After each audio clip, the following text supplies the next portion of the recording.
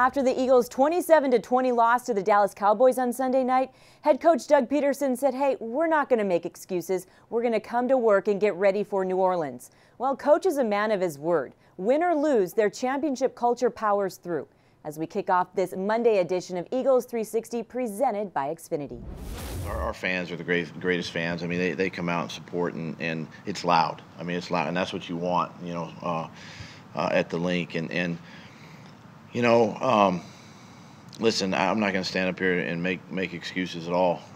It's just we're just not getting it done right now, and it should feel like that's our sanctuary at home. You know, that's our turf. We have to defend that turf, and that's something that the guys take a lot of pride in, and we're not doing that right now. And it goes back to, you know, what I've challenged the team all season long is, you know, you're going to get everybody's best. When you're the defending world champs, you're going to get everybody's best every single week. It doesn't matter.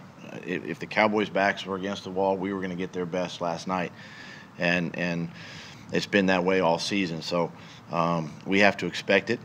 We have to rise up to the occasion, and you know, I'm encouraged by what I saw with the guys at the end of the game yesterday. Even though they were mad and disappointed, and they'll get it fixed. I mean, I know this one hurt.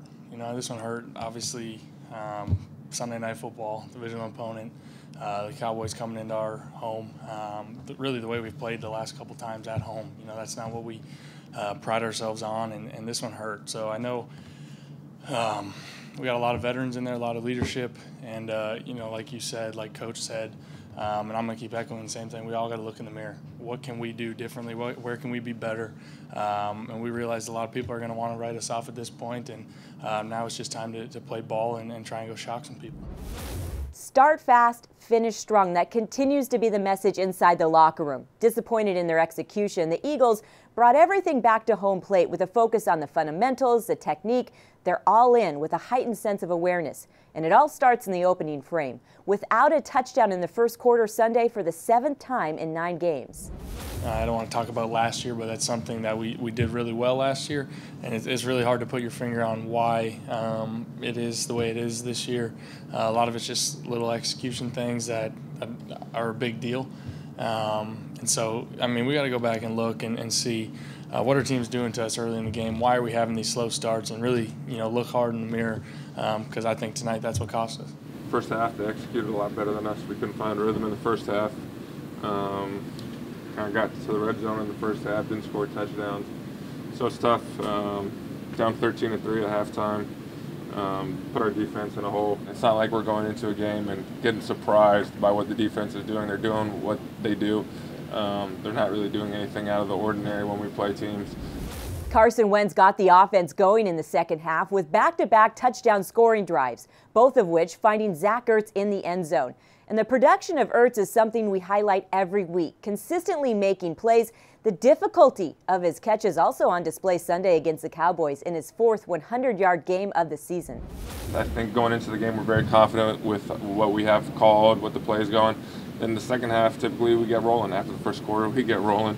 So we just got to find a solution because we got a really big game this week. There's no other way to put it. The Eagles' 5 losses this season have all been in one-score games. I can hear you at home. Heartbreaking, but this team fights, they compete, and they're still in control of their playoff destiny. 2 games behind Washington with 7 games left, 4 of which are divisional opponents. Just got to believe despite the evidence, like I was saying. That's the only message I think we can come up with. Believing despite the evidence. The evidence says we're 4-5 and we're not as good as we thought we were going to be coming into this year. But we can't lose the faith of being brothers, playing for one another. Being a family, because I know if we're able to put a full game together for 60 minutes where the offense plays well and the defense plays well, I feel like we're one of the better teams in the NFC. And this is what I really respect about this group, and what I heard in the locker room after the game from some of our leaders, that they're disappointed. They're disappointed in the way they play. They're disappointed in the outcome of the game, and they know that you know, we talk about having no regrets. You know, no regrets during the week and no regrets on Sundays, and right now we got to continue to work on that. Injuries have shifted the Eagles' secondary all season. As Jalen Mills and Sidney Jones make their way back, now comes a new test. Head coach Doug Peterson announced Monday morning that Ronald Darby is out for the remainder of the season with a torn ACL.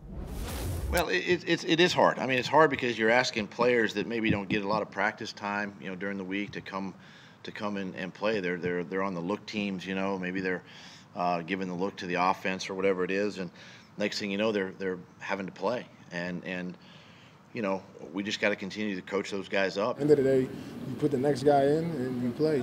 I thought, Sullivan came in and played well. He wasn't out there wide-eyed. He knew what we were doing.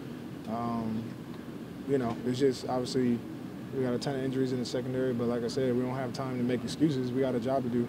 And so we'll continue to prepare to get these guys as many reps as we can.